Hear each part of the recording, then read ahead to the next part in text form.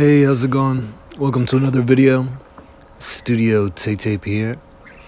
And in this video, we're going to be talking about CMYK separations. That's cyan, magenta, yellow, black separations. The K in CMYK stands for black. And right now, I'm doing some actual physical screen printing. I just printed the yellow screen, and I'm going into the magenta screen. I wanted to give like some physical, tangible visuals to go with the digital tutorial that I have in this video. Like, we're mostly going to be doing like a Photoshop tutorial, and you can use other programs. I got Affinity and stuff like that, but I haven't learned how to do it in those programs. This is what the final CMYK print looks like on this design, and we're going to be going into Photoshop, and then we're going to be separating this design. So in this section of Photoshop, if you go on the right side and into your channels tab, and if you have your CMYK profile set up, because there's RGB or CMYK, like if you go into the image or edit on the top left side of the program, then you can select like your color profile, and you want to make sure you're in the CMYK profile. And then when you go to the channels tab, which I was in earlier, like it'll show you the breakdown of cyan, magenta, yellow, and black. And before like you start actually separating out the image, like you want to go in there and you want to adjust your image and get it however you want before you start to separate it. So for instance, like I spent some time like messing with the border, because like when you do t-shirts, like a lot of the time you don't want like a flat rectangle or like a square on the chest. So I went in there and like undulated the border so I'd make it more interesting. Yeah, just like a rectangle, a square. It feels like a big ass brick on the chest or the back when you print with plastisol, and then you feel that and you start to sweat through it. It doesn't breathe as much. It doesn't feel as good. When you use something like water-based ink, it feels much better.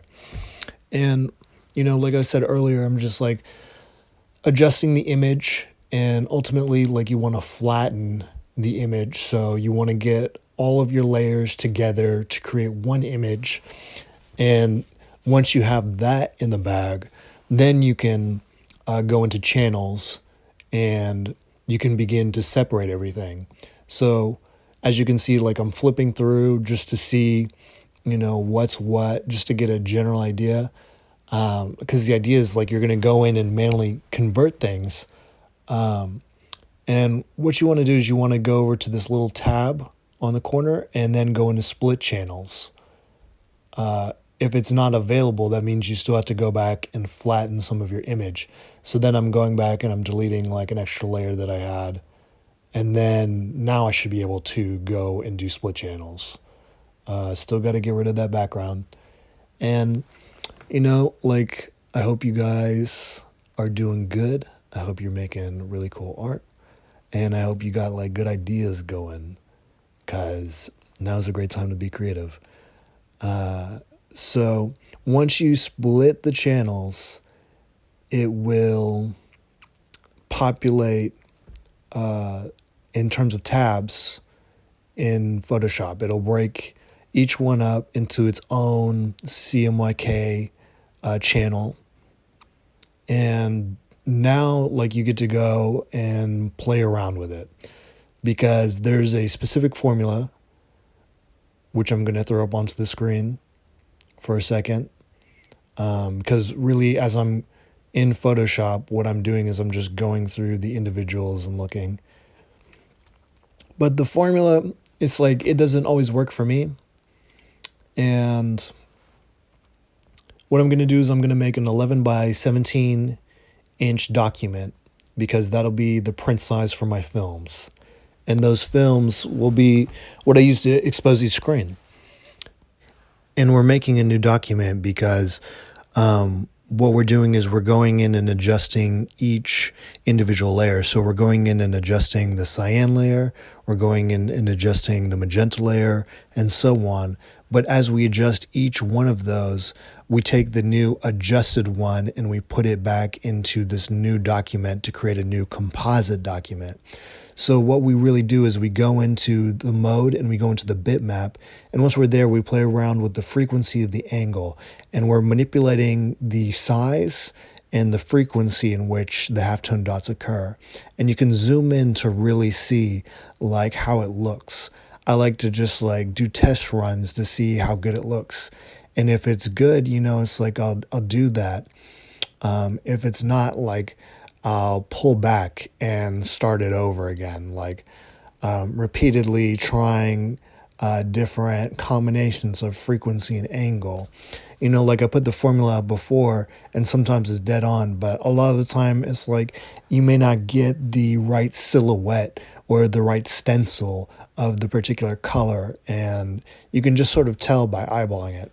So now I'm like going back in and posting this particular color back in and then sizing it. So this will be the size that I print it on my 11 by 17 inch stencils. And right now I just want to take a break to show you like the tangible real world asset. These are the films. I just wanted to give you a show. Like that's the magenta, these are the lighter colors. Like this is the cyan and the black screens. These are the halftones, and the halftones lay up on top of each other to give you like the range of colors that you'll see. And I'm expanding the image so that it fills it. And I'm taking each one of the channels that have been separated and I'm editing them. I'm taking it into grayscale and then I'm bitmapping it. And then as I'm bitmapping it, I'm changing the frequency and angle of the halftone. And then as I do that, like that one's too dark. You know what I'm saying? Like, I'm redoing it. Like I'm adjusting the numbers of frequency and angle when you go to bitmap it until it has the right consistency. And I'll just keep doing that, like trying different numbers. There's a proper formula which I'm going to put in the video that I learned from watching other videos. Yeah, hope you guys are good. And like I said, sometimes you just gotta like really play around with it until you get the right amount. And what's good is that you can zoom in and you can get like a pretty good idea. And like I said before, it's like you do each individual one, each individual like cyan, magenta. Like to me, that's looking sort of decent for what I'm doing on this project. So I'm copying it and then I'm pasting it into the new master under each.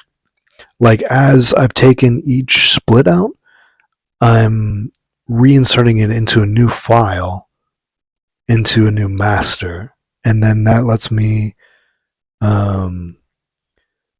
size them so they're all the same size. But these are all the, and then lining them up. But these are all, you see, it's like the color profiles, adding them together. Like I've done the black. I believe I've done the black. I believe I've done the yellow. Here I am on the magenta.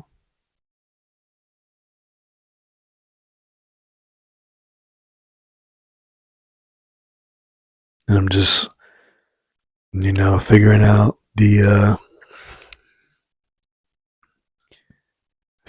the magenta and pasting it back into the new master, the resized master.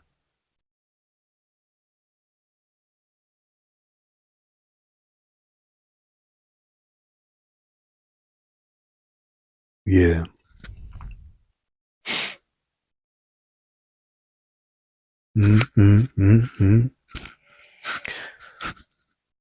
Yeah. And you can see like there's some trim that needs like a better resize and like a better alignment. See like the magenta's out of alignment. It's cool. Like this is also like the way to do sort of like offset printing, or offset glitch imagery. So like this is like an entry point into like messing around with colors to create optical effects. Mm-hmm.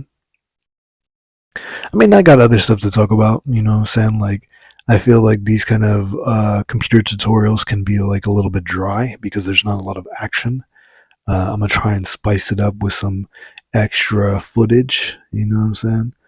I've been reading some pretty good books. I've been reading like The Power of Positive Thinking. I've been reading Letting Go by David Hawkins. Um, and here I am. Let's see. I'm doing the last one. I'm doing the Cyan. And then I'm zooming in just to check out the halftones. Like, what I noticed is like it'll either be blown out or it will be not enough. And you just want like the just right. I'm pasting in the Cyan and then I had to resize it.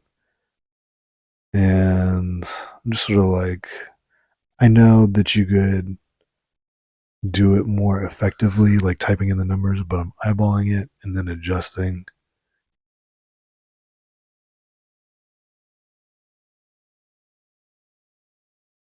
Yeah, yeah, here we go. Just a little bit to the right, maybe a little bit to the left. Yeah, that looks about good.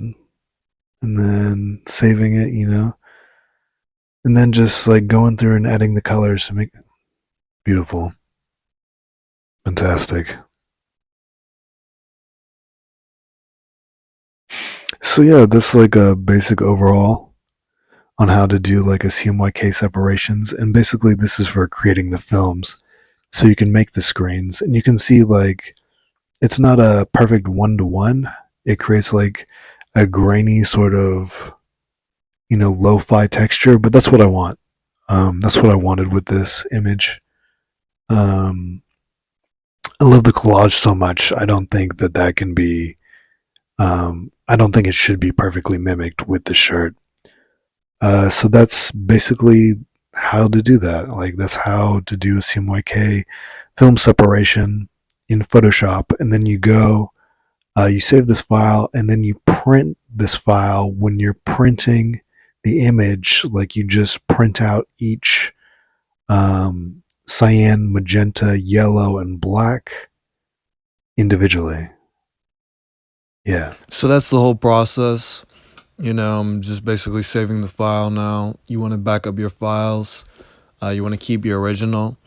And I wanted to go in and show you what like the actual print looks like on a t-shirt here as we transition. It's a little bit darker. I was a little bit heavy in certain areas of printing, which you can see the halftones. And you know, just like what it looks like on a t-shirt that's printed like on a light cream. And I wanted to say thank you for watching the video. You know, go ahead and check me out at Tete Pierre on Instagram or my website, www.tetepierre.com. Man, I hope you guys are doing really well. I'm going to have some more videos of a different format, and I'll see you next time. All right, peace.